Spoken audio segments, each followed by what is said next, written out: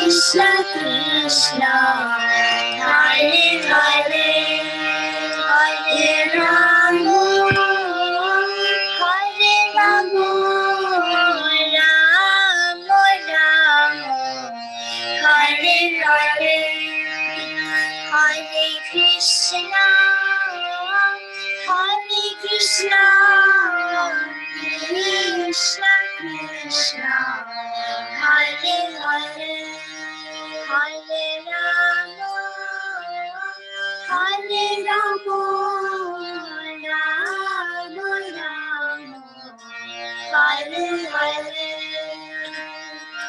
Hare Krishna, Hare Krishna, Krishna Krishna, Hare Hare, Hare Rama, Hare Rama, Rama Rama, Hare Hare, Hare Krishna, Hare Krishna, Krishna Krishna, Hare Hare, Hare Rama, Hare Rama, Rama Rama, Hare Hare, Hare Krishna, Hare Krishna, Krishna Krishna, Hare Hare, Hare Rama, Hare Rama, Rama Rama, Hare Hare, Hare Krishna, Krishna Krishna, Hare Hare, Hare Rama, Hare Rama, Rama Rama, Hare Hare, Hare Krishna, Hare Krishna, Krishna Krishna, Hare Hare, Hare Rama, Hare Rama,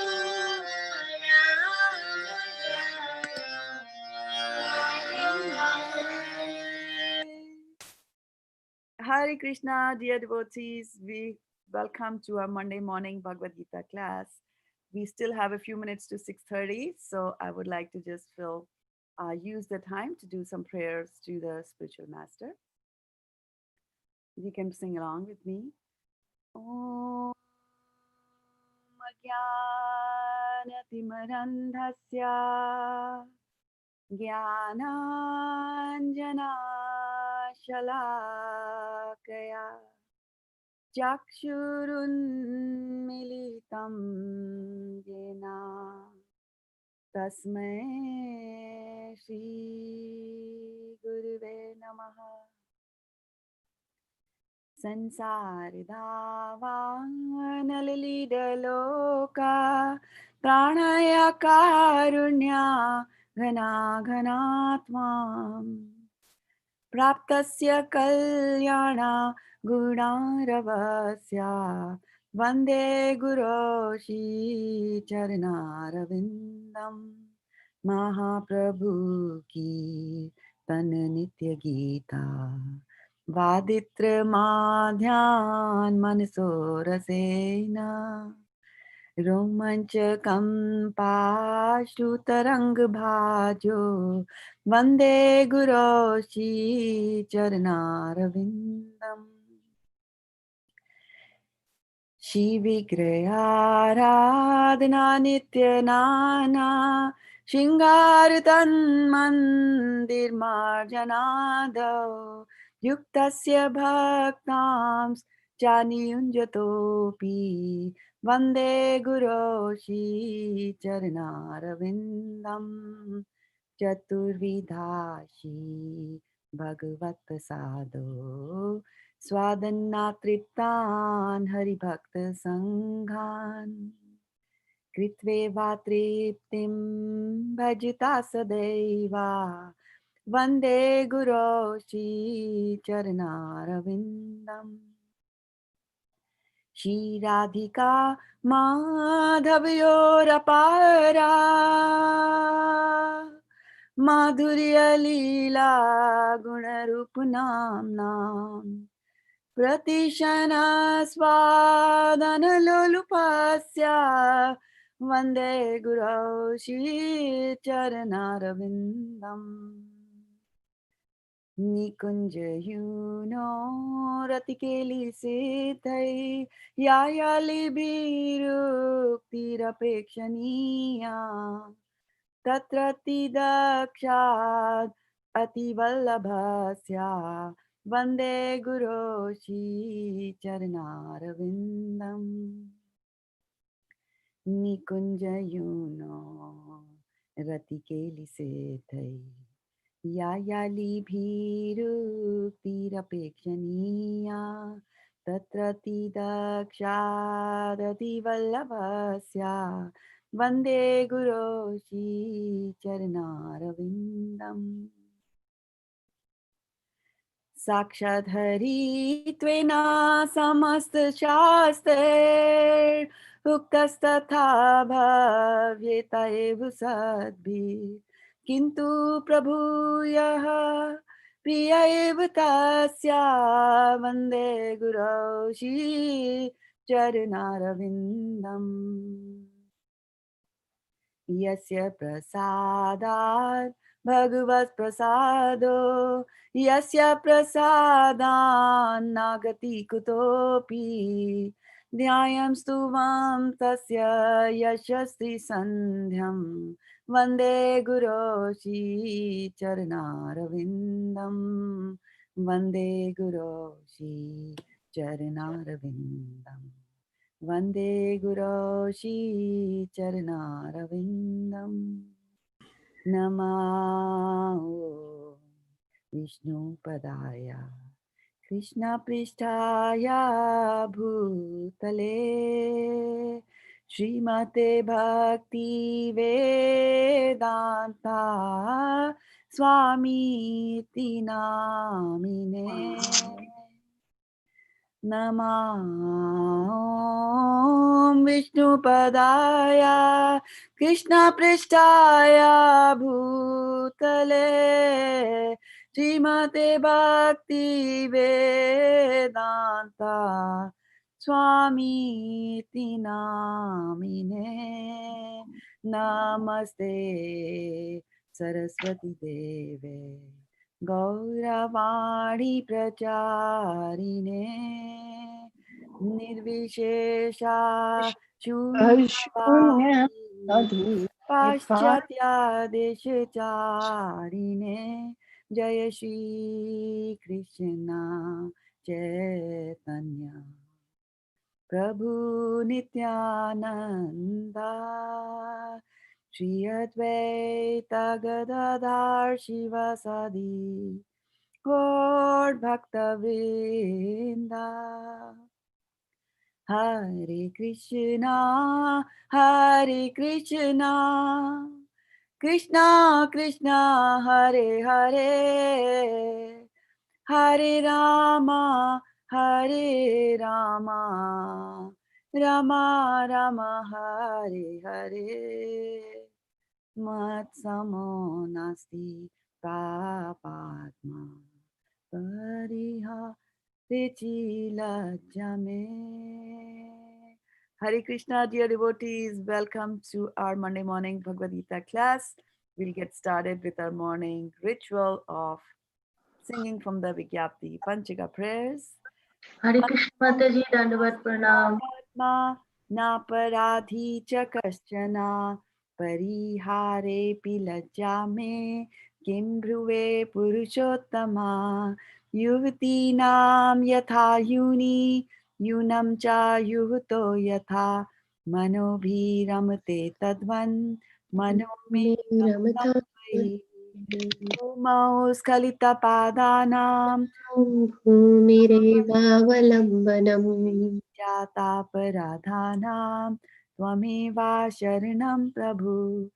Govinda Vallabhe Radhe Prarthaye Tvamaham Sada Tadiyam Niti Janatu Govindo Mam Tvaya Saha Radhe Vrindavanathishe Karunamritavahini Kripaya Nij Padabja Dasyam Mahyam Pradiyatam.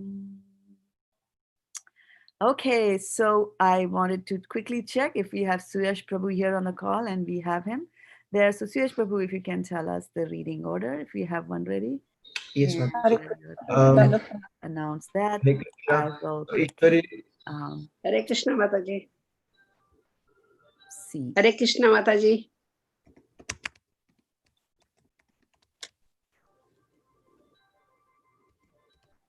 okay, can I tell? Yes, please. Yeah.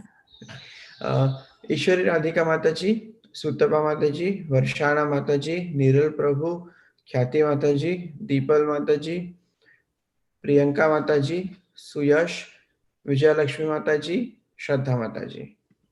All righty, Hare Krishna, thank you for that. So we should get started. I'm going to share the translations, and let's get going on the translations here. O Purushottama, no sinner or offender is as bad as I am. How can I describe my shame? Just as the minds of young ladies take pleasure in a young man, and the minds of young men take pleasure in a young woman, kindly let my mind take pleasure in you alone. Hare Krishna. Just as the ground is the only support for those whose feet have slipped, you alone are the only shelter for those who have offended you. Hare Krishna.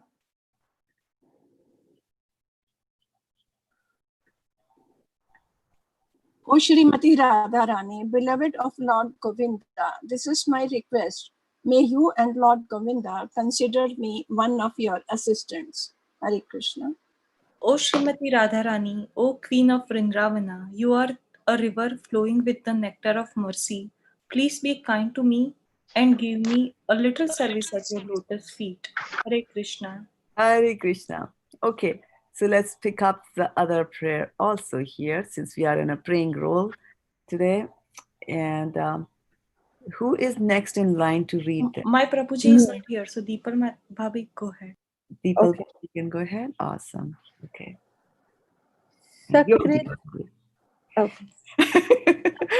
एवं प्रपन्नो yes तवा स्मृति च याचते अभयं सर्वदा तस्मै ददाम्य एतद् व्रतं मम. Very, very good. Actually, I've been observing Deepal Mataji, who has joined us relatively recently as compared to all the others. And one of the things that I notice is that, and which brings to light our one of the verses that we say in Srimad Bhagavatam is Shunvatam Swakatha Krishna, that it's very important to listen to Krishna Katha. And I know, and I'm just so pleased, immensely pleased with her progress. And person for whom Sanskrit was such a foreign language, but she took to the main instruction, and which is that you listen, and she has been listening intently, and I can see that, and we could all see that as she recited the verse today. So good progress, very good progress, Deepal Mataji here. Okay, who comes up to Deepal? Synonyms. All right. Sakrit, once only. Eva, certainly. Prapanna, surrendered. Ya, anyone who. Tava, yours. Asmi, I am. Iti, thus. Cha, also. Yachate, praise.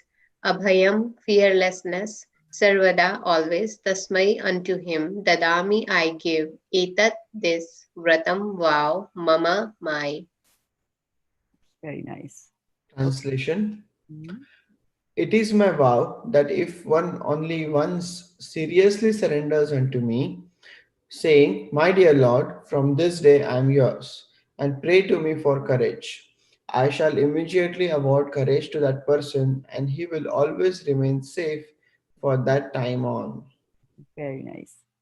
Okay, so we'll pause over here. Let me just welcome those of you who are watching, the devotees watching us on Facebook, starting with Vijay Lakshmi Nair Mataji, Dilip Bhai Patel Prabhu, Shraddha-devi Dasi, Achita Radhe Mataji, Ajay Govinda Das Prabhu, Sadhna Ellen Mataji, Sashi Bhushan Prabhu, Bhakta Ed. Thank you so much, all of you, for joining. Please accept my humble obeisances. All glories to Srila Prabhupada. And I really like Sashi Bhushan Prabhu's reflection over there.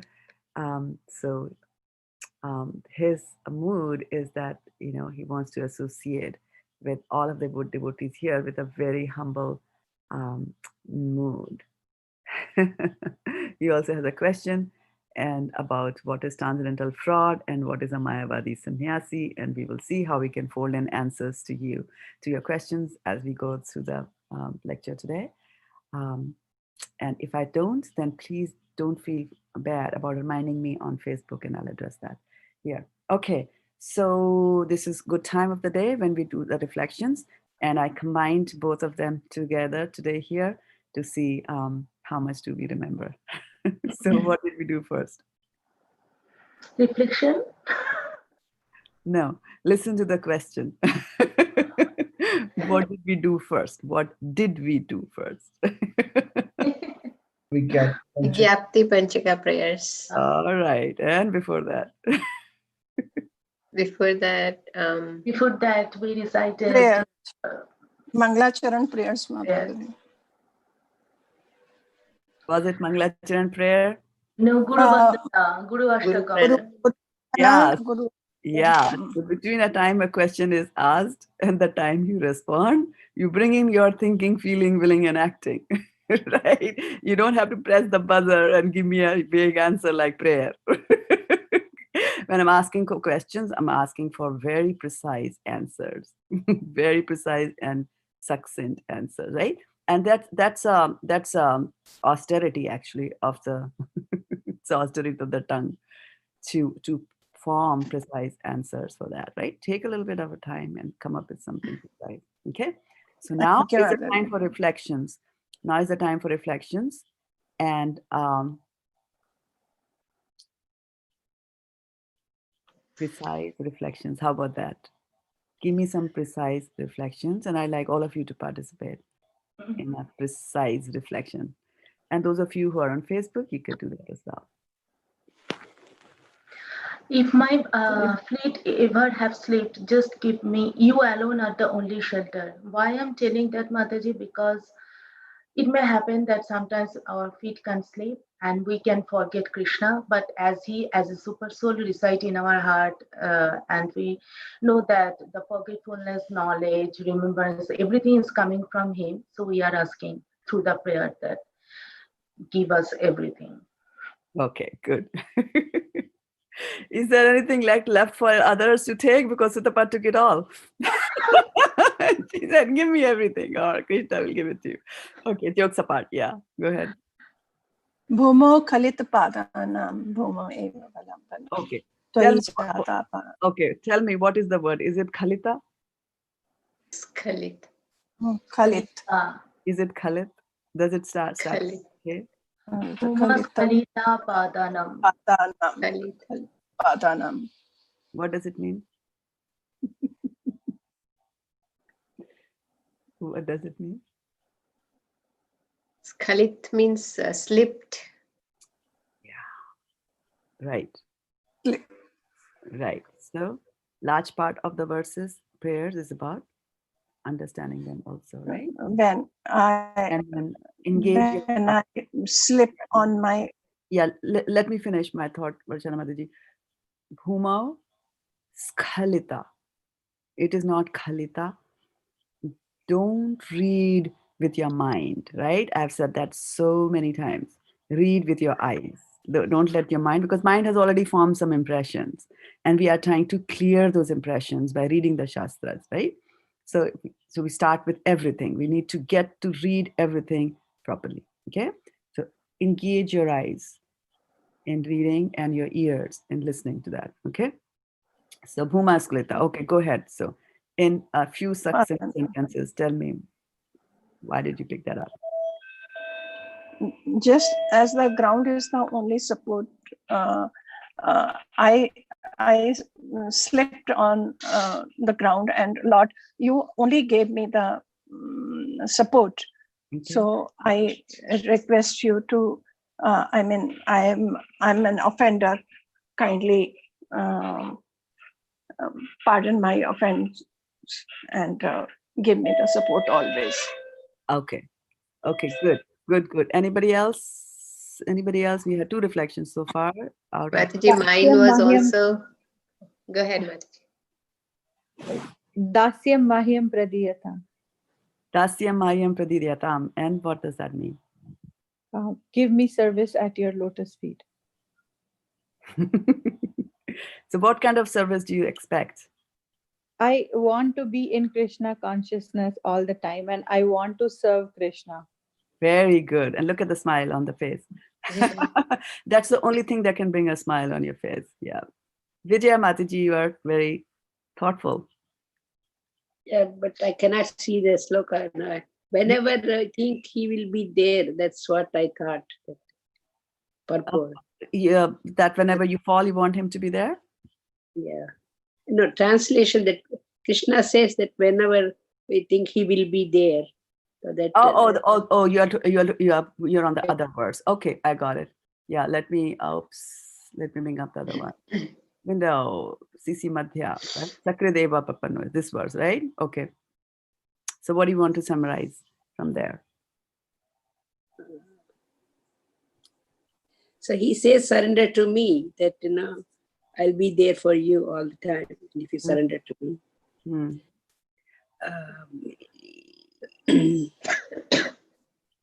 Is there any other verse that comes to our mind about surrender from Bhagavad-gita? Where Krishna is giving a guarantee. Dharman parityaja. Dharman parityaja mamekam saranam praja ahitva sarvapebhya mokshikshami. Masuchaha, very nice. Yes, right? So he says, do not fear, do not doubt, I will do it. Okay, good. Anybody else would like to share? I was saying, Mataji, I also was on the same page as Varshana Mataji and Sutapa Mataji, and which stuck to me was Twameva Sharanam Prabhu. I feel that I keep making mistakes every day, and but you are my only shelter. Yeah. It's a good point. It's a good thing. And it's a good mood to constantly be thinking about that I am, that I keep goofing up. And I have a capability of goofing up and I can make mistakes, right? The moment we think that we don't make any mistake is the beginning of our disaster. There's a story of a sculptor. He used to make such nice statues that they used to look alive. You could not make out between a statue and a human being, a live human being. But he was very scared of death. So and was scared that, Yamdutas will come and they will take me away. So it's just a story. So take it in that little spirit. So what he did was that he made 10 statues exactly like him. And when he saw the Yamdutas coming, he went and stood amongst one of the 10 statues like that. So there were 11 of them. So when the Yamdutas come, they're looking at all of them and they are saying which one is which. They don't know who to take away. So they go away like that. And so when they go away empty-handed, Yamraj says, what did you do? You didn't do your job. You were supposed to bring him back. And so they say, well, you know what? We don't know. We can't distinguish. There are 11 of them. Which one do we bring back? So then Yamraj whispers something in their ears. And so he goes there. Then the Yamdutas go back. And then again, this guy sees them coming and he goes and stands amongst the statues one more time. And so they looked at, so the Yamdutas are looking at all the statues and they're saying, wow, they are such beautiful statues. We know that they just look alive and they cannot distinguish one from the other. But that there is one flaw. There is one flaw in one of the statues. And then the sculptor said, which one is it? So you see that when we reach that level where we think that we are flawless, that starts your doom, right? That's yes, because he had so puffed up with the pride, right, that I cannot do anything wrong. That caused his doom like that. So it's a very good feeling and a very good mood and a very good consciousness to stay that I can make mistakes. I'm not above everything. It's not because I'm chanting. It's not because that I'm initiated that I'm above all these things. I can slip at any point in time, and I need your support and I need your mercy, like that. Okay, one last reflection. Oh my Lord, from this day on, I'm yours. I am yours. Big one, right? Big one. Yeah, it requires a lot to become somebody's, because then they can do anything to you. Which will be like, oh, but that was not in the contract over there. Okay. So I'm also looking for reflections if any have come. So Vijay Lakshmi Mataji, Varshana, your friend, and mine as well. Kindly let my mind take pleasure in you alone. Yes, that's always a good thing to do. And welcome Bhakta Rohit here to the call. I am all yours. Again, it's trending on Facebook. Please be merciful. Vidyavadu Mataji wants those two things. And then Achita Radhe Mataji says that starting the day with Guru Ashtakam sets the humble mood of Dasyam Mahiyam Pradiyatam. Yeah, Guru is something that you can see. So the first thing is to start to surrender to him. And then you can think of surrendering to Krishna, whom you can't even see. And surrendering to the Guru is not an easy thing. It takes a lot of courage and a lot of dissolving of the false ego to do that. And welcome, Preeti Mataji. Sadhna Ellen Mataji says, kindly let my mind take pleasure in you alone, right? And we know that in our process of trying to take pleasure in other things, where we are, what we're doing, where we are. Yeah. Okay, so there we go. Suyash Prabhu, do you have a revised reading order? And do you have the privileges to share? No, Mataji, we don't have any new added. I will share the. Yeah. So I just wanted to take a random quick test about the reading order. So let's just start reading smoothly. Let's remember who was before us and who's after us, so that we don't wait and call out for you, right? Okay. So can anybody is willing to take the test tell me, do you remember who's before you and who's after you? Anybody? Remember? Yes, Mataji. I don't Yes, remember. Mataji. Okay. Priyanka, Yes. tell. Deepal Mataji is before me and Suyash Prabhu is after me. All right. Anybody else remembers? Yes, Ishwari Radha Mataji is before me and Varshana Mataji is after me. Okay, good. Anybody else remember? Suyash Prabhu, you want to? Priyanka Mataji is before me, and after me, Vijay Lakshmi Mataji. All right. Hare Krishna. Sutapa Mataji is before me and Niral Prabhu is after me. Okay. All right. Shraddha Mataji, you're before me, and Suttapa Mataji is after me. Very good. And my Prabhu is before me, who is absent until now. And then Deepal Mataji is after me. Okay. And I was talking to Sukheshwari Mataji. So she said Hari Bol to everyone. Very good. Yeah, I must just admire, for those of you who might not have tuned in, that Sushgari Mataji went to hospital for a kidney transplant. And guess what? The second day from the surgery, she's sitting there, she's distributing books. She distributed a whole box of Bhagavad-gita. She invited the rabbi of the hospital to her room, and she has been just going on a roll. Yeah, so let's pray for her speedy And recovery. she might get discharged today. There you So that's a good news. which is unprecedented, right? You usually keep for at least 7 days when you have a kidney transplant, but she has to be very, very careful for the rest, many, many weeks. She has to be careful because it's a different organ that the body has to accept. So you have to continue to pray for her. Thank you, Kyati Mataji, for reminding me of that. And while we are in the prayerful mood, I also wanted to mention that our Mayank Prabhu, Kathy, Mayank and Suman who come to our. Yeah. So Mayank's mom has been hospitalized last night. I was talking to Suman till pretty late. So she has a condition before, and so they admitted her that she was having some breathing problems. The test results of COVID are yet to come out. Okay. And but she's having breathing problems, so she's on an oxygen, like that. And we were talking about Vidyavadu Mataji. Her brother-in-law was hospitalized now his wife, which is the sister-in-law also. She's also in the hospital with COVID. So the news of COVID is just increasing day by day, day by day. Just be careful. Continue to be careful. Don't unnecessarily have contact. Try to put mask whenever you can. Wash your hands as much as possible. Pray to Krishna all the time because he's the only one who can save us. These are grim times, and as you can see that up until now it was happening to somebody else, right? And now it is happening around us, so the intensity has become more.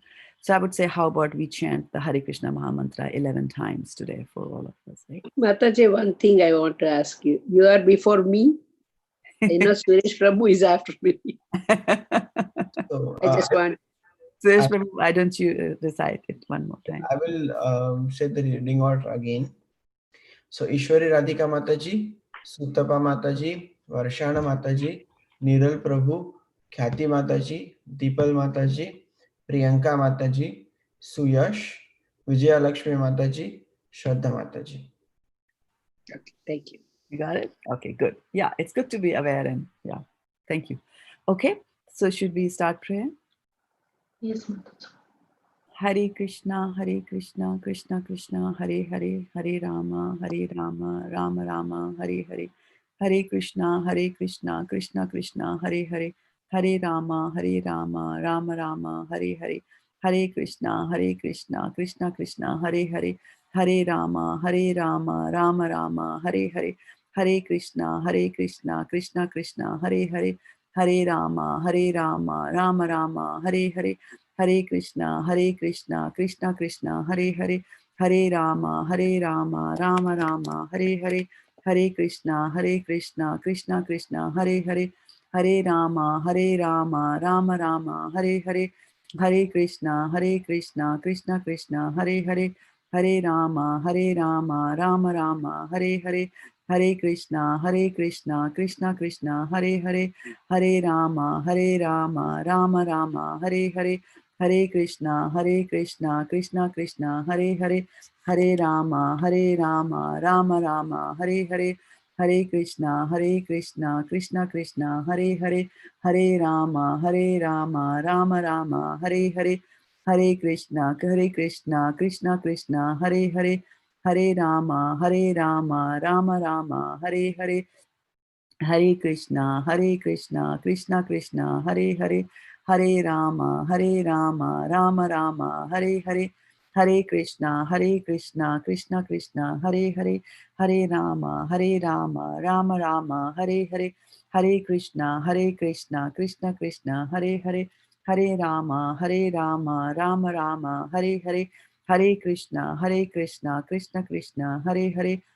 Rama, Rama Rama, Hare Hare. Hare Krishna, Krishna Krishna, Hare Hare. Hare Rama, Rama Rama, Hare Hare. Hare Krishna, Krishna Krishna, Hare Hare. Hare Rama, Rama Rama, Hare Hare. Hare Krishna, Krishna Krishna, Hare Hare. Hare Rama, Rama Rama, Hare Hare. Hare Krishna, Krishna Krishna, Hare Hare. Hare Rama, Rama Rama, Hare Hare. Hare Krishna, Krishna Krishna, Hare Hare. Hare Rama, Rama Rama, Hare Hare. Hare Krishna, Krishna Krishna, Hare Hare. Hare Rama, Rama Rama, Hare Hare. Hare Krishna, Krishna Krishna, Hare Hare. Hare Rama, Rama Rama, Hare Hare. Go Premanande, Hari Hari Bol. So, Shreyash Prabhu, you are sharing the screen right now? Yes, Mataji. Is it visible? Yeah. I just wanted to quickly check with you that I was trying to share my screen in between because I forgot to tell you to stop sharing because I wanted to bring out the DT pictures. But the Zoom would not allow me to do that. It was not allowing me to do that, or you saw your screen drop and you were scaring? I'm just trying to understand the technology. It just kept on going on itself. Okay, yeah.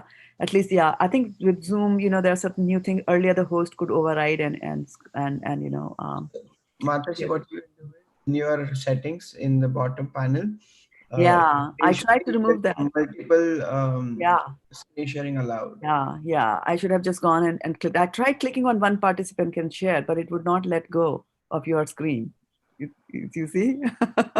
So once you're in, like right now, it says one participant can share at a time on my panel, but still you are showing. Yeah, that's what I'm saying. That's what I'm saying, that there is, well, that's a flaw. That's a bug there in the software. I But should start it. there is a way, there should be an option just below that. One participant below that should be multiple participant can share the screen. Yeah. Is there? That is what I said every day. That allows you to share, right? Yeah, but I was sharing my screen. It would not allow me to share it. Yeah. Anyway, that's just a glitch there, technical glitch. But that's fine. We are here. So who's going next to read here? After me, Vijayalakshmi Mataji. Okay, there you go. Give us 2 verses, Vijayalakshmi Mataji.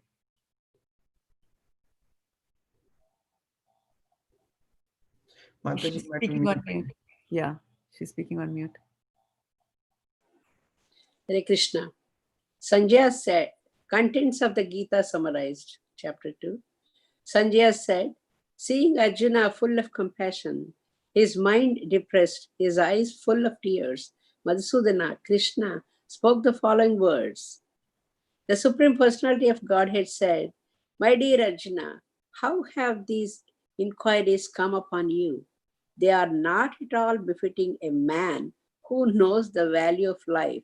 They led not to higher planets but to infamy. Hare Krishna.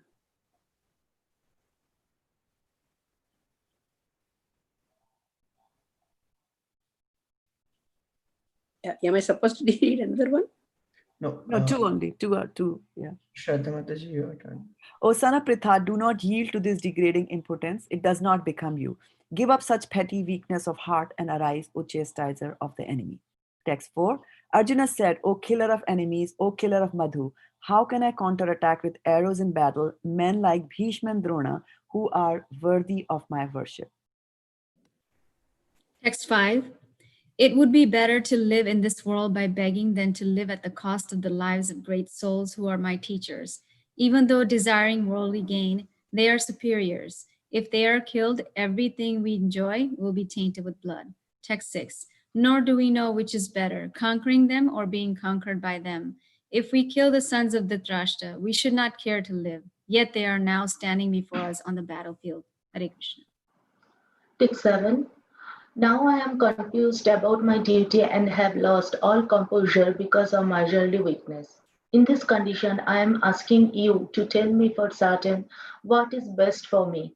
Now I am your disciple and a soul surrendered unto you. Please instruct me. Text 8. I can find no means to drive away this grief which is drying up my senses. I will not be able to dispel it even if I win a prosperous, unrivaled kingdom on earth with sovereignty like the demigods in heaven. Hare Krishna. Hare Krishna, text 9. Prabhuji, scroll it up. Sanjay said, having spoken thus, Arjuna, chastiser of enemies, told Krishna, Govinda, I shall not fight and fell silent. Text 10. O descendant of Bharata, at that time Krishna, smiling in the midst of both the armies, spoke the following words to the grief-stricken Arjuna. Hare Krishna. Text 11. The Supreme Personality of Godhead said, while speaking learned words, you are mourning for what is not worthy of grief. Those who are wise lament neither for the living nor for the dead. Never was there a time when I did not. I think I lost the screen. Yeah, sorry, Mataji. Yeah, no, it's okay. Never was there a time when I did not exist, nor you, nor all these kings, nor in the future shall any of us cease to be. Text 13. As the embodied soul continuously passes in this body from boyhood to youth to old age, the soul similarly passes into another body at death. A sober person is not bewildered by such a change. Text 14. O son of Kunti, the non-permanent appearance of happiness and distress, and their disappearance in due course are like the appearance and disappearance of winter and summer seasons. They arise from sense perception. O sign of Bharata, and one must learn to tolerate them without being disturbed. Text 15. O best among men, Arjuna, the person who is not disturbed by happiness and distress and is steady in both is certainly eligible for liberation. Text 16. Those who are seers of the truth have concluded that of the non existent, the material body, there is no endurance, and of the eternal, the soul, there is no change. This they have concluded by studying the nature of both. Text 17. That which pervades the entire body, you should know to be indestructible. No one is able to destroy that imperishable soul. The material body of the indestructible, immeasurable, and eternal living entity is sure to come to an end. Therefore, fight, O descendant of Bharata. Neither he who thinks the living entity the slayer, nor he who thinks it slain, is in knowledge. For the self says, not nor is slain. Text 20. For the soul, there is neither birth nor death at any time. He has not come into being, does not come into being, and will not come into being. He is unborn, eternal, ever existing, and primeval. He is not slain when the body is slain. Hare Text, Krishna. text 21. O Partha, how can a person who knows that the soul is indestructible, eternal, unborn, and immutable kill anyone or cause anyone to kill? Text 22. As a person puts on new garments, giving up old ones, the soul similarly accepts new material bodies, giving up the old and useless ones. Text 23. The soul can never be cut to pieces by any weapon, nor burned by fire, nor moistened by water, nor withered by the wind. Text 24. This individual soul is unbreakable and insoluble, and can be neither burned nor dried. He is everlasting, present everywhere, unchangeable, immovable, and eternally the same. Text 25. It is said that the soul is invisible, inconceivable, and immutable. Knowing this, you should not grieve for the body. Text 26. If, however, you think that the symptoms of life will always be born and die forever, you still have no reason to lament, O mighty aunt. Text 27. One who has taken his birth is sure to die, and after death one is sure to take birth again. Therefore, in the unavoidable discharge of your duty, you should not lament. Text 28. All created beings are unmanifest in their beginning, manifest in their interim state, and unmanifest again when annihilated.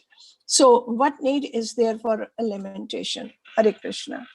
Some look on the soul as amazing, some describe him as amazing, and some hear of him as amazing, while others, even after hearing about him, cannot understand him at all. O descendant of Bharata, he who dwells in the body can never be slain. Therefore, you need not grieve for any living being. Hare Krishna. Text 31. Considering your specific duty as a Kshatriya, you should know that there is no better engagement for you than fighting on religious principles, and so there is no need for hesitation. Text 32. O Partha, happy are the Kshatriyas to whom such fighting opportunities come unsought, opening for them the doors of heavenly planets. Text 33. If, however, you do not perform your religious duty of fighting, then you will certainly incur sins for neglecting your duties and thus lose your reputation as a fighter. Text 34. People will always speak of your infamy, and for a respectable person, dishonor is worse than death.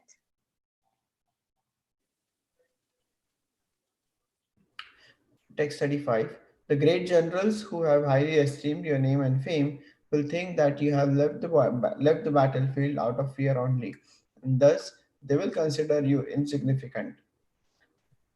Text 36. Your enemies will describe you in many unkind words and scorn your ability. What could be more painful for you? Text 37.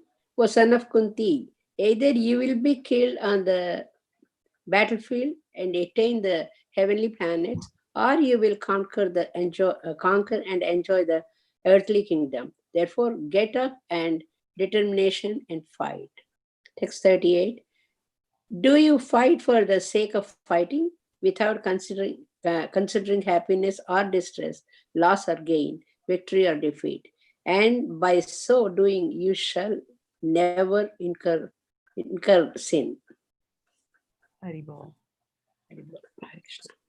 Yeah, can you bring up verse number 28? That's the verse for today. What I try to do is that whenever we start with a new verse, I record that verse for the translations and I post that on my Facebook page. And today what I'm going to do is I'm going to recite this verse once, just so that you get a hang of it, and then whoever is next in line can read, right? You're next in line, I'm Mataji. next in line. You are next in line. Haribol. All right. So who is next in line after me? Shuri Radha. Me. Okay. Avyaktadini bhutani vyaktamadhyani bharata avyakta nidhananyeva tatrika paridevana. Okay. Ishwari Radha, go for it. Mataji, you want me to do the Sanskrit again or Yeah. word for word? Yeah, no, Sanskrit again. Yeah. Oh, okay. Avyaktadini bhutani vyaktamadhyani bharata avyakta nidhani eva tatraka paridevana. Avyakta nidhananyeva, right? Nanyeva, nidhananyeva, nanyeva, tatrika paridevana. Okay, synonyms. Avyakta Adini, in the beginning unmanifested. Bhutani, all that are created. Vyakta, manifested. Madhyani, in the middle. Bharata, O descendant of Bharata. Avyakta, non-manifested. Nidhani, when vanquished. Eva, it is all like that. Tatra, therefore. Ka, what? Paridevana, lamentation. Right. So, quick question. Which Sanskrit word stands for beginning? Avyakta Adini. Adini. Beginning. Adini. Adini. Yeah. Be Adini. very thoughtful before pressing the buzzer. Adini. Okay, right? Okay, all that is created. What is that called? Bhutani. Bhutani. Bhutani, right? So we grew up, at least I grew up, thinking of Bhut as something else, right? The ghost, but yeah, Bhutani here also means everything that is created. Okay, and what is the Sanskrit for when it is destroyed? Avyakta. Destroyed. Nidhanani. Nidhanani, right? Nidhanani is Nidhan ho gaya, we say, right? Unka nidhan ho gaya. They finished, right? Like that. Okay. Now, Arjuna, Krishna has been telling Arjuna not to lament, right? For many verses now. Yes. Yes. Shochitum arhasi, shochiyan, ashochiyan anavashochaswam. He's been starting from the beginning of Bhagavad-gita. So he must, be thinking that we all got tired of the word sochitam. So he's giving you a new word for lamentation. What is that? Paridevana. Paridevana, right? Paridevana. Okay, now who's going to read the next part? Yes, me, Mataji. Okay, go ahead, Varshana. All created beings are unmanifest in their beginning, manifest in their interim state, and unmanifest again when annihilated. So what need is there for lamentation? Hare Krishna. Accepting that there are two classes of philosophers, one believing in the existence of the soul and other not believing in the existence of the soul, there is no cause for lamentation in either case. Non-believers in the existence of the soul are called atheists by followers of Vedic wisdom. Yet, even if, for argument's sake, we accept this atheistic theory, there is still no cause for lamentation. Next person in line can read. Apart from the separate existence of the soul, the material elements remain unmanifested before creation. From this subtle state of non manifestation comes manifestation, just as from either ether air is generated, from air fire is generated, from fire water is generated, and from water earth becomes manifested. From the earth, many varieties of manifestations take place. Take, for example, a big skyscraper manifested from the earth. When it when it is dismantled, the manifestation becomes again unmanifested and remains as atoms in the ultimate stage.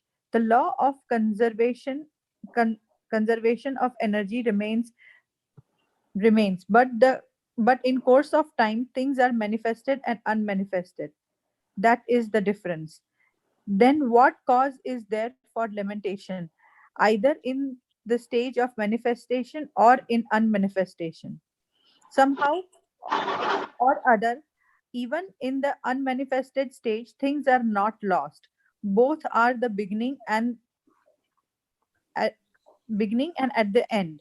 All elements remain unmanifested, and only in the middle are the manifested, and this does not make any real material difference. And if we accept the Vedic conclusion as stated in the Bhagavad-gita that these material bodies are perishable in due course of time, antavanta ime deha, but that the soul is eternal, nitya syokta sharirinaha, then we must remember always that the body is like a dress. Therefore, why lament the changing of a dress? The material body has no factual existence in relation to the eternal soul. It is something like a dream. Next person can read. In a dream, we may think of flying in the sky or sitting on a chariot as a king. But when we wake up, we can see that we are neither in the sky nor seated on the chariot. The Vedic wisdom encourages self realization on the basis of the non existence of the material body. Therefore, in either case, whether one believes in the existence of the soul or one does not believe in the existence of the soul, there is no cause for lamentation for the loss of the body. Haribol. Okay, yeah. Thank you so much for that. Can you just bring it up one more time, real quickly? Suresh Prabhu, the purport. I just want to go over the first few sentences there from the purport. Right. So here in the purport, Prabhupada is saying that accepting that there are two classes of philosophers, one believing in the existence of the soul and other not believing in the existence of the soul. Okay, so we can stop there. You can stop sharing here. And so when you are, Prabhupada will usually, try to classify at different places. He will be classifying according to the time, place, and circumstance. So here he's talking about two types of philosophers, one who believe in the soul and those who don't believe in the soul, right? And then, of course, when you believe in the soul, you cannot just believe in the soul independently. You also believe in God like that, right? So that is, they will say that is one class of philosophers. The other class of philosophers could be, the karmis, the gyanis, the bhaktas, like that, or that he will also do that. And then he also uses the term Mayavadi philosophers. And that's one of the questions that came on Facebook. So I'm just going to address that. So Mayavadi philosophers, what they say is that there is a soul, and that's everything. Like how we distinguish that there is a soul and then there is God.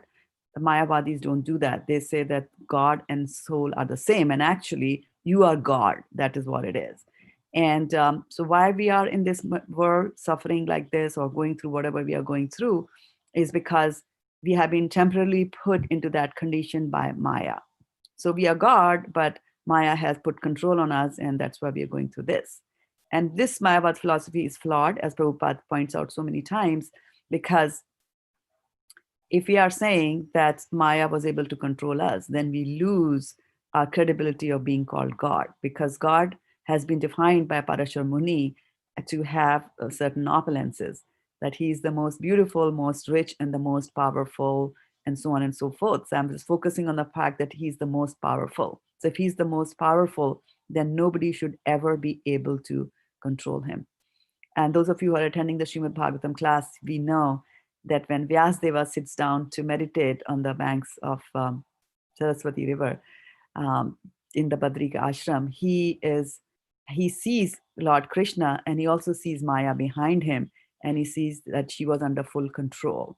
So that is what the situation is. So anybody else who thinks otherwise and says otherwise, that philosophy is a flawed philosophy like that, right? And I know there are more questions up there on Facebook, and I'll address them as they go along. But this is our favorite time of the day, reflection time. So reflections on what we read from the purport today. Mataji, there was one line in purport. I want to understand it. I think I just Can you bring up the I could. purport? Yeah, can you bring up the purport, Suresh Prabhu, for us one more time so that she can tell us the sentence? Yeah, in the first paragraph, it said somewhere that during the non-exist, when we're non-manifested, still they exist. Sense of the soul. Can you scroll down, Prabhuji? When it is dismantled,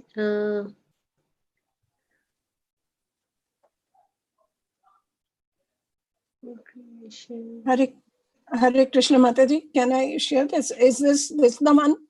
From this subtle state of non-manifestation comes manifestation, just as from ether air is No, generated. yeah, and somehow or the other, even in the unmanifested stage, these things are not lost. Just So highlight this was that. the line, Mataji. This line. Yeah, highlight that, Suresh Prabhu, so that those watching on Facebook can also see that. Yeah, it's towards the bottom of the screen, Prabhu. Yeah, right there, yeah. On the left side, if you highlight somehow or the other, even in the unmanifested stage, things are not lost. Last, okay, right. So when I was reading this verse, I was reminded, and Vidyavadhu will remember that as well, that we used to have 2 weeks of summer week, 2 months or 2.5 months of summer vacations when we were small. And my parents were all, and parents and uncles, etc., they were all in the teaching profession, so they would also get vacation. So my father's brother, younger brother, which will be called Chachaji in the Hindi language, he was a bachelor at that time, so he used to come and visit us. And so we kids used to be thrilled, because what it meant was that dear uncle is going to take us out and get us candy and take us to parks, and we're going to have fun like that. So his visits were very welcome and much cherished like that.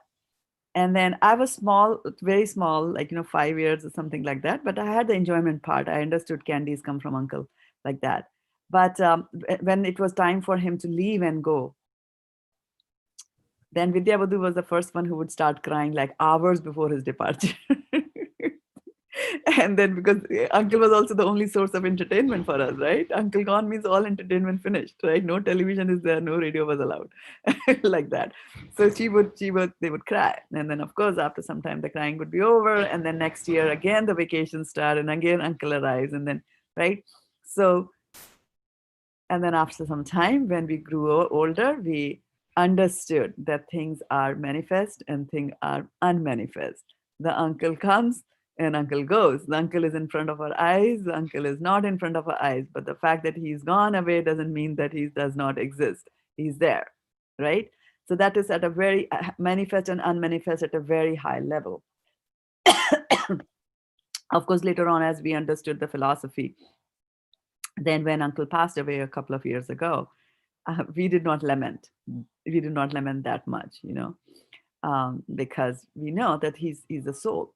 So what Prabhupada is saying is that if you go down, now this was at a very high level, talking of grass and uncle manifesting and manifesting before our eyes, right? But if you go down to the more to the finer levels there, everything is created. And then as Vaishana Mataji was pointing out, that sentence there, it says that from ether, this is generated, from this, air is generated from air, fire is generated from fire, earth is generated.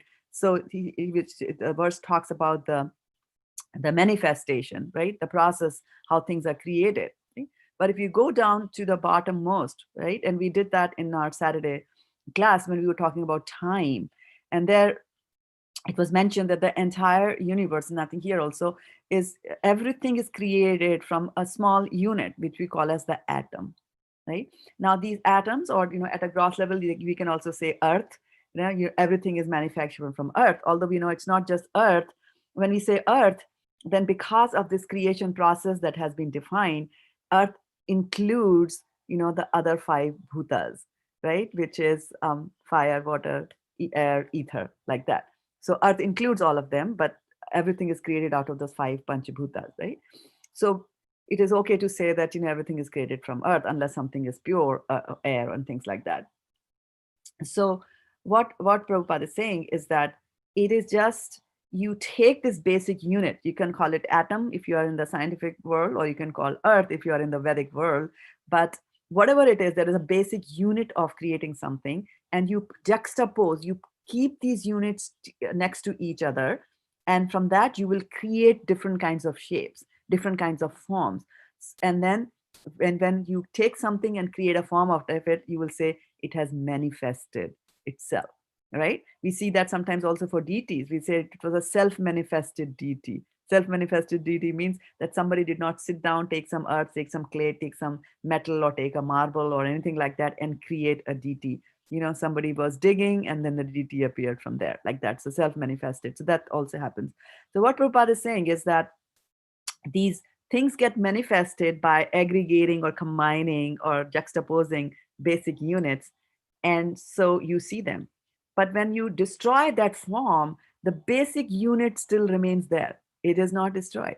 And then he gives the example of a skyscraper also. So you take bricks, you take stone, you take cement, you take steel, you take glass, you take wood, and then you construct a tall rise building, right? But then you can destroy it, destroy the building, it becomes rubbles, right? So it is unmanifested from your eyes. The building is gone, but the basic ingredients that were used to build the building are still there. The wood is still there. The steel is still there. Maybe it's not in that recognizable form, but it is still there.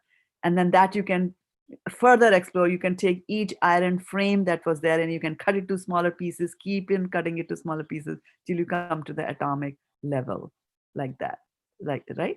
So that is what he's saying, that it still remains. So in this particular verse, he's just focusing, and for the last few verses also, he's kind of focusing on, okay, fine, if you are not thinking about the soul, right? For a time being, you say, okay, there's no soul that exists. And he's saying there are a class of philosophers who believe that there is no soul. They're just like Sankhya philosophy. You are born and that's it. This is the only life. This is your only chance to enjoy. And then after death, everything is finished. That's one philosophy. There's no soul at all, right? The 23 elements that make up this world, and that's what it is, like that, right? But so from that perspective, Krishna is trying to explain to Arjuna, and he's saying that, so why are you bothered about that? Even if things become unmanifest, it's not that they are gone. It's just that shape has disappeared from there. So he's trying to explain that, you're looking at your grandfather, right, with a beard, with white hair, or you're looking at your teacher, Dronacharya, right, or you're looking at your relatives like that. What are they? They are just, matter, because you're not thinking about the soul. So I'm not going to talk about the soul. I'm just going to talk about the body. So this body has just been created out of certain things, and then it'll disappear. But just even the fact that the body is dead, and from dust you become dust, right? You're from earth you are made, and then again you went back to earth. So what's the big deal? Do not lament for that. So he's addressing it from the so-called philosophy of non-believers who don't believe in the soul and don't believe in God either, like that. Yeah. So what else is there? Thank you, Mataji. Mhm.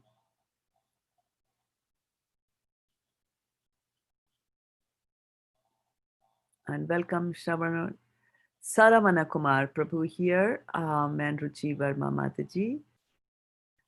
And Vidyavadhu says that she liked the analogy between earth and the skyscraper. Ooh. Even in the unmanifested form, before birth and after death, things are not lost. So why lament? Yeah, that's very good. Sadhamati says that she liked the metaphor in a dream, thinking that we are in the sky on a chariot.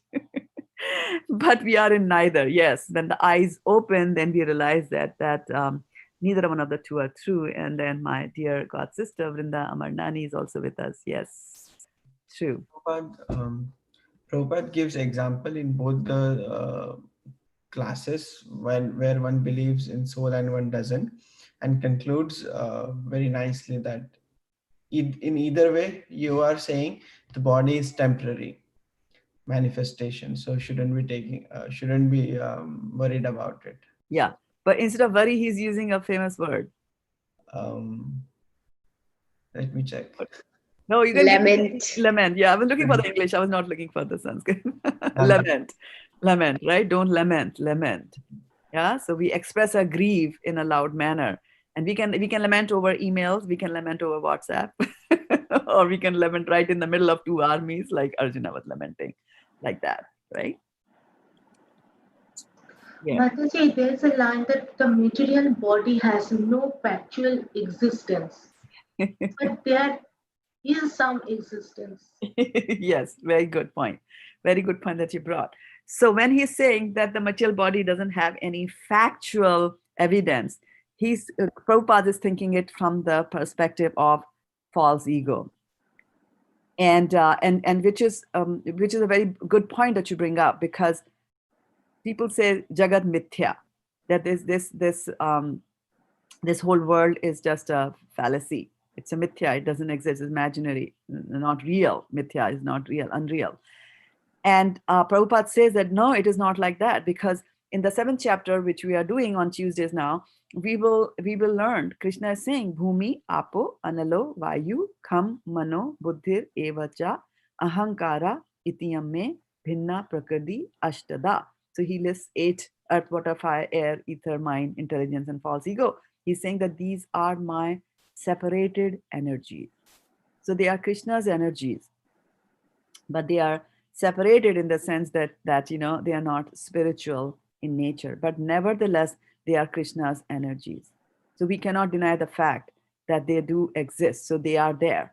So then what is the falseness that they are talking about, right? What is he saying? That then factually the body does not exist, as in that number one fallacy is that I think I am the body. So that part is the one which is the imaginary. Your imagination is there, that you're thinking I am this particular body, right? And then the second thing also is that it does not exist in the sense that it is not going to exist eternally like that, right? You have just taken a few, some earth and some water and fire and air and ether, and you have created this particular structure, right? But it is non-existent. So from that perspective, it is not real. It's just a small thing that has happened and it'll go away, right? Like a little small bubble you blow from the soap. It exists for some time and it goes away. So what is really real is the basic elements that are used to create it, right? That is the real part of it. But again, remember, you are not that either. In the unmanifested state or manifested state, the reality is that you are the soul, and that is the thing that is real there. The body can get animated because of the soul's existence in it. The soul enters into the body, and that gets animated and will work. As soon as the soul leaves the body, it's gone. So this body is nothing but dead matter. The body is dead matter that has just been put together in a particular shape, in a particular form, right? And the biggest imagination is to think that I am this body, like that. So Krishna actually says that, and it's a very interesting thing that when we read about all these things and we say that I'm not this body, you're not this body, so maybe I should not take care of this body, right? or just not take care of other people's bodies also, or not be cognizant of the body and behave as if I don't have a body. Because I remember there was a boy, he broke his bones, and then somebody asked, his uncle asked him, like, what happened? Like, he was driving a scooter, and so he fell from the scooter and he broke his bones. So, like, so what happened? Did you have an accident? No, I was driving the scooter, and then some Babaji that he was following, he said that Babaji came and said, you leave your hands, don't touch the scooter, you just drive, and it'll happen. Don't worry about your body. But you have to worry about your body because you are ensconced in the body. And Prabhupada says that if you want to know whether this is real or not real, whether your body is real or not, or whether this material world, like they're saying material world does not exist. Okay, so there's a wall here onto my right hand side, it doesn't exist. So he says, okay, you try walking through that wall. If it doesn't exist, you can walk through it, right? And you'll bump your head, and then the pain is going to tell you that it really exists, right? So we have to keep this in mind, that the falsehood is coming from identifying yourself with the body, thinking I am. But a bhakta doesn't even, bhakta is so much into devotional service to Krishna that he won't even bother that way about the body, in the sense that he's not too much bothered about even liberation. And that's why Bilva Mangal Thakur says that Krishna, I am so much into you that bhukti and mukti, they stand with folded hands outside my door, because a devotee doesn't care whether he's in a material body or not. All that he wants to do is, okay, you gave me a material body, I'm going to utilize that in the service of the Lord. And that is the part that Krishna explains in the Chatushloki Bhagavatam, the famous Rite Ritam Yat Pratyeta Na Pratyeta Chatmani. So he says that anything which is not in relationship to me, that you consider to be false, right? So if you take this material world and you're taking this in relationship with Krishna, understanding that this is one of his energies, and this energy has been manifested and in the form of earth, water, fire, air, and ether for our own benefit, because we are the little souls who wanted to enjoy up there, independent of Krishna. And that's not possible to do in the spiritual world. So this material world has been created. So it is there. It is there. The falsehood is identifying that I am this body, instead of identifying it as an instrument to go back to Krishna, like that. Okay? Because if you're saying I'm this body, then we'll be very confused, because which body am I? I have been through millions of bodies, right? And I will go through many more, right? If I don't get serious and go back to Godhead in this life.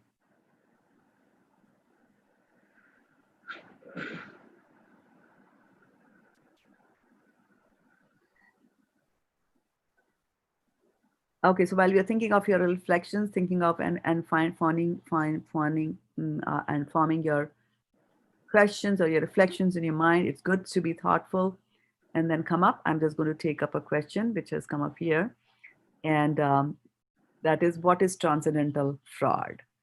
So, so there is material, this world, this is one of the energies, and then in 7th chapter of Bhagavad-gita, Krishna will say that apareyam, that beyond this there are other energies of mind, which is spiritual energy, which is everlasting, ever existing, right? So that is called transcendental. Something which is beyond this material is called transcendental. So we know fraud means to cheat, and so obviously transcendental fraud is also cheating, but it is cheating that has been done in favor of or in service of Krishna or by Krishna. So can you give me an example of some cheating that was done for Krishna or by Krishna? In Mahabharata, Mataji, when Yudhishthir was asked to say that Ashwatthama has been killed. Mm-hmm. And Mohini Swarup that Krishna takes to give the nectars to the to Devtas, and yes, not to. And one more, Vamandev also the Supreme Personality of Godhead also did the Vamandev, came as a Vamandev. They came at the Vamandev, right? And then also, so that is God. He's doing transcendental fraud. He's doing fraud, and of course, Yudhishthira was part of the fraud, where he said, And then also from Mahabharata, when Krishna uses the Sudarshan Chakra and hides the sun, covers the sun, right? And then Jayadratha gets killed in that process. Yeah, so those are things that Krishna is doing, but human beings also sometimes will do fraud. And that is why we always say that, api chet suduracharo bhajte mam ananya bhak sadhur eva samantavya samyak vyavasito hisa. So what it says is that, whenever sometimes you see devotees doing abominable activities, right? And so we should not form an opinion in our mind about it. We should just say, okay, whatever they're doing, I've observed it. It is something I will not do, but I will not cast judgment on them. We let Krishna take care of them, because you never know. For Vaishnava, it's very difficult to bhujo, what exactly they are doing, their words, their actions, and their deeds, because sometimes they have a very deep meaning. Because somebody looking at things at a very superficial level might just say that, well, you're talking about humility, you're talking about controlling your anger, you're talking about this and that, all these good qualities. But what business does Narad have that he goes and starts cursing left, right, and center? What do all your munis do, cursing left, right, and center? So that's a very 30,000 feet view of that. They might say that cursing is bad, but then we know, as we go deeper and deeper and look at all these examples and all these stories of cursing that happens, that it was actually for the ultimate good of the person, and they became devotees at the end when the curse was, they were absolved the curse, like that. So similarly, sometimes we might just say that,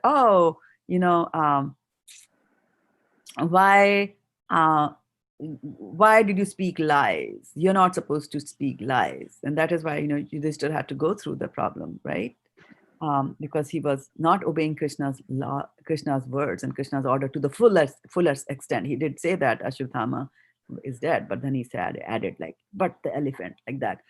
So so people can do fraud. For example, if you're going and distributing a Bhagavad-gita to somebody, and somebody says that, I don't read this book.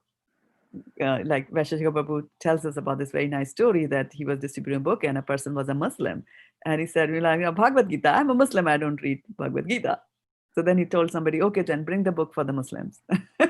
And then he brought the Krishna book, his assistant brought the Krishna book, and he gave it. So it might appear like, what is such an exalted personality doing? He's lying, he's cheating. But then you have to go and see the intent, that he wanted to distribute that Krishna consciousness literature to somebody who had expressed an interest. He was talking about these things, but he had his own reservation. So sometimes, api chet suduracharo, to you it might look like it's a horrible thing, but actually it is a transcendental fraud, right? For example, when you're giving prasadam to people, right? They are just eating it. Like people who came to Prabhupada's things when he came here to US, they were eating samosas, they were eating gulab jamuns. They did not know that what they're actually eating is prasadam. So that's also a transcendental fraud, right? Or for example, when Sanatan Goswami was in jail, they had to bribe the jail person to come out of that. Now, bribing is wrong, right? It's a fraud. But when the end result is done for Krishna, he wanted to get out of that because he wanted to go and meet Chaitanya Mahaprabhu and take instructions. And if he had not done that, if he had said, I'm going to be Mr. Goody 2 feet, and I'm going to just sit there and rot in that prison where the Nawab Hussain had thrown him, he would have just been there and maybe died there. Then there would have been no such wonderful literature that came out of his pens later from having taken the inspiration, taken the education from Chaitanya Mahaprabhu. So these kind of examples are transcendental frauds. And there's a saying also, yena kena prakarena mana Krishna avashayet, which means that yena kena prakarena, from any means, anyhow, if you can bring people and let them put their mind on Krishna, then it is justified for you to do that. Having said that, I have to caution, right? Just don't take it to the extremes. Be cautious. And that's why they say that you need a spiritual master, or you need a mentor, somebody who's going to guide you, and somebody that you will listen to, like that. So you have that respect that whatever that person is saying, I will listen to that person, and I will follow and I will obey. As Krishna said, as Arjuna said to Krishna, Shishyaste ham shadi mam tuam prapanna. So like that. So that's transcendental fraud, since you brought it. I just said that. And then the last question that I'll take from Facebook is that what is a pure sannyasi and a pure, some question about that. It was more about to do with the it is more to do as more to do with purity. So it's whether one is a pure devotee or a pure sannyasi, the purity comes from doing pure devotional service. And pure devotional service is anyabhlashita shunyam. It doesn't have any other desires. You have no other desire when you're doing devotional service than to please the Supreme Personality of Godhead and to serve Him. So it doesn't have anyabhlashita shunyam, gyan karmadi anavritam. It is also devoid, listen very carefully, it is also devoid of any desire to accumulate jnana or any karmic activities, right? Karmakandi activities. So jnana karmadhyanavitam anukulyena krishnanu. Anukulyena, it has to be favorable to Krishna. So somebody might say that, okay, I'm doing devotional service. You said devotional service is to chant the names of the Lord. So Kansa was also chanting the name of the Lord. He was always saying, where is Vishnu? I want to kill him. Where is Vishnu? I want to kill him. So he's saying Vishnu, Vishnu, Vishnu all the time. Yes, but it's not favorable to Krishna because right after that you're saying, I want to kill him. So that is not devotional service and certainly not pure devotional service like that.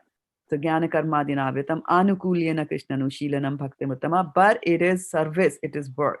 So devotional service doesn't mean that you just sit down in one corner, expect people to feed you, and you just say that I'm going to read my books and accumulate knowledge, and I'm going to just sit and chant like that. Right? So that is purity of devotional service. Okay. So that's Mataji, can I interrupt? Sorry. Yeah, please. No, I was just saying that was a good segue. I think you must be ready with your thoughts now. So no, just what you were saying, that it should be devotional service should be devoid of of this desire to attain gyan and yes, gyani. So, but when we are reading the scriptures, are we not getting the gyan, or I'm just like, what's the difference? What's the difference between them, right? So in the Bhagavatam, Narad Muni will tell this to Vyasadeva. He says that when you're doing devotional service, then two things come as concomitant factor: vairagya and knowledge. You will get knowledge from there, and the approach is that I'm a servant of the Lord. By default I get it. Like Prabhupada also says that whatever the king eats, the servant also eats. So, when you're trying to go and find out about Krishna's pastimes, how can I serve Krishna? In that process, you will get all the other knowledge also. It comes by itself. It gets revealed to you by itself. You don't have to make those extra efforts, right? From a jnani's perspective, right? When I'm saying extra efforts, I'm talking like, how a jnani approaches it. A jnani is not his starting point for a jnani is not Krishna. The starting point for a jnani is his intellect. He knows that I am intelligent. I understand Sanskrit. I can recite Sanskrit nicely. I can memorize those verses. And now I'm going to find about the absolute truth. And I'm so smart that I understand Sankhya philosophy. Also, I'm trying to find something which is beyond this. So I know all the properties of material, how they interact, how they behave, how they are created, how they are destroyed, annihilated, and all that. I know all that. And then I'm saying that, and yeah, this is not God because of my definition. This is not God. So they will just go and say neti, neti, neti, neti, neti. And so that you can do that, neti, neti, neti, for all the whole material creation. But what you're trying to do is you're trying to find God using your mental faculties, right? Using your intellect, intelligence, using your mind, which is a storehouse of all the information. So you're trying to find God from your side, using your efforts, using your assets, which are material. Mind is material. So we have to understand this thing, that mind is material, although it is subtle. Now there's a difference between subtle and transcendental. Things can be subtle even in the material world. For example, there is air all around me. It is subtle. I can't see it, but it is there because I'm breathing it, and it is material in nature. So using material instruments to find out something which is beyond that is impossible. So jnanis will not be able to reach God in that sense. So they will never have what is known as a perfect knowledge. Perfect knowledge is to have knowledge of Krishna, right? And the approach, and that's why we do the Vigyapti Panchaka prayers and the surrender prayers every morning, is to bring and inculcate that sense in us that, I am small, I am smaller than you, Krishna. And I did not have that mood when I was in the Vaikuntha planets. I did not have that mood. That's why I've been put here in this beneficiary to suffer like that, right? To suffer and also try to enjoy.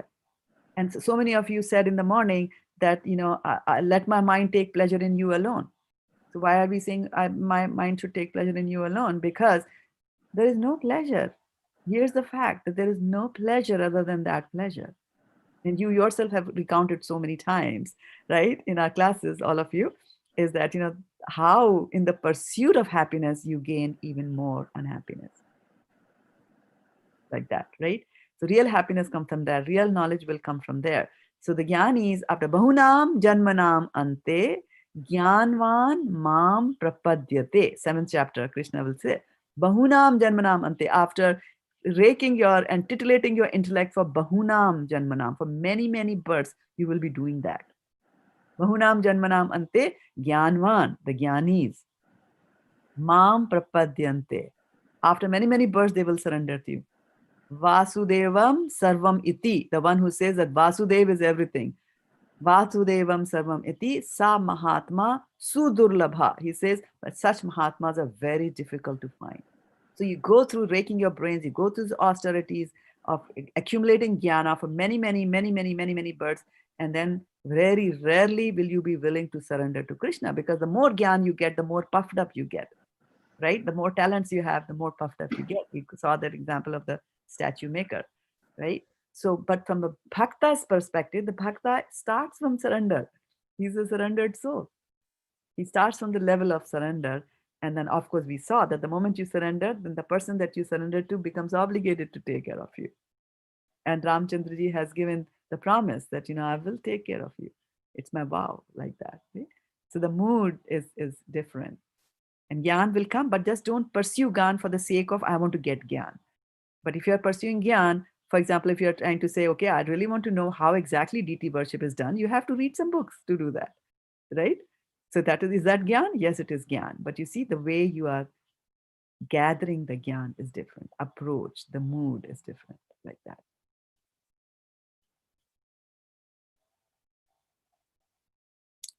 Does that help you, Priyanka? Yes, thank you, Mataji. Yeah. So like, even if I want to memorize verses, why should I memorize verses? Why should I chant?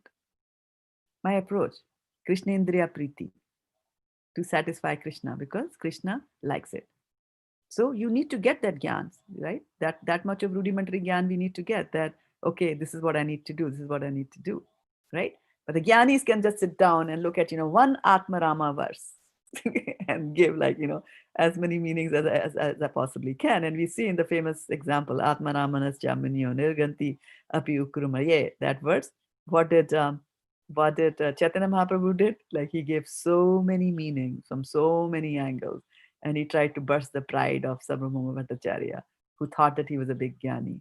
And he could explain Sanskrit verses, and he recited so much of poetry. So this is a Jnani.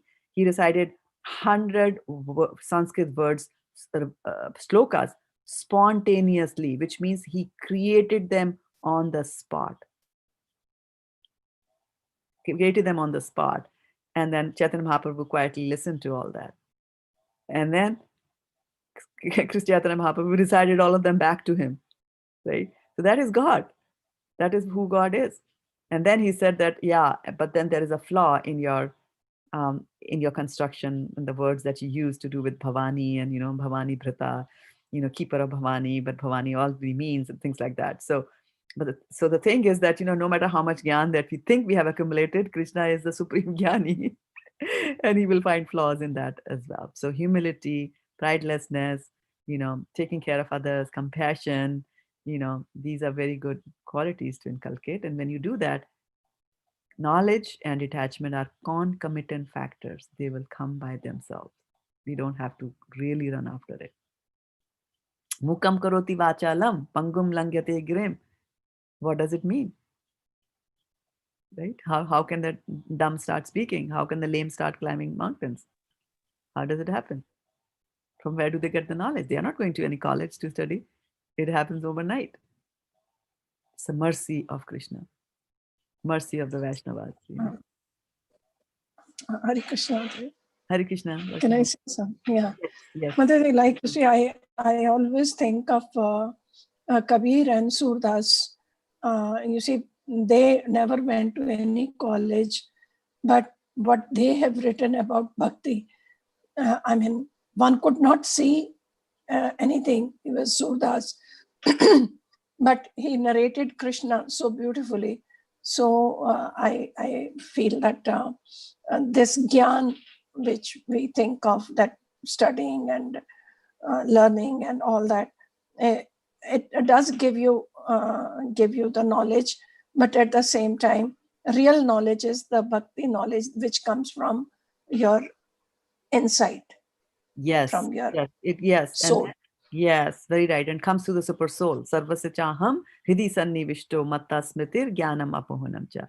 Vedescha sarver aham eva vedyo vedanta krit vedavid eva chaham. He says, from me comes remembrance and knowledge. And Vedescha sarver aham eva vedyo. He's saying that you can follow the Vedas. You can be a Vedanti. You can be a Chaturvedi, Duvedi, Trivedi, like that. You can be any of those, and you could have studied all of the Vedas, but what you have to remember in a sense is Vedescha sarver aham eva vedyo. That from the Vedas, Krishna is to be known. That is where our focus should be.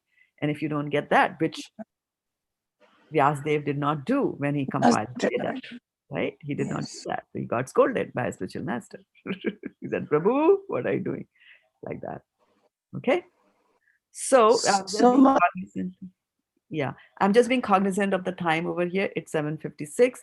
I know some of you have to leave for office. So wanted to mention that don't feel obligated that you have to stay on. If you have to leave, I understand. If you have to leave, then you can quietly leave. No, there's no need to interrupt and say pay obeisances or anything like that. You can quietly leave the class and the discussion can continue. And ideally, I think, by 7:45, we should be winding up the class. If there are more questions which are remaining, I will pick them up. You can put them in the WhatsApp group and we can do that as well, right? So we'll follow that kind of a time regimentation from tomorrow. But Varshana, you had something to say. Varshana was saying, or who was saying? Somebody was saying. Yes, Mataji, I was just saying that I just wrote down whether it is correct. There is no other pleasure other than Krishna's bhakti. We have experienced from our material pleasures, they are really short-lived, whereas Krishna's bhakti's pleasure is everlasting. Is this correct? Yes. And that is the difference. That's a difference between demigod worship and worship of Krishna. Wow. So people will do, how much can a demigod do, right? If I come to you and say, Varshana, give me something. And you will say, okay, I like you so much, I'll give you everything I have. And that's your limit. You can only give me something that you have. You cannot take up stuff that belongs to your neighbor and give it to me, right? You will be caught for material fraud, like that, right? So you cannot do that. So you have your limits. So the demigods, they maintain this material world. And so whatever they can give you is limited to this material world. And guess what? We are reading in the second chapter of Bhagavad-gita that everything in the material world does not endure. The material does not endure. So whatever a demigod can give you will not endure, will not stay forever, right? On the other hand, when you are worshiping Krishna, then the results that you get are eternal. It's eternal. So the pleasure that you're going to get is also going to be eternal. And repeatedly, you will get that pleasure. Sanjay says in the end of Bhagavad-gita, he says that, when I think about that conversation again and again, muhur, muhur, he says that muhur, muhur means again and again, right? He says, I get happy again and again.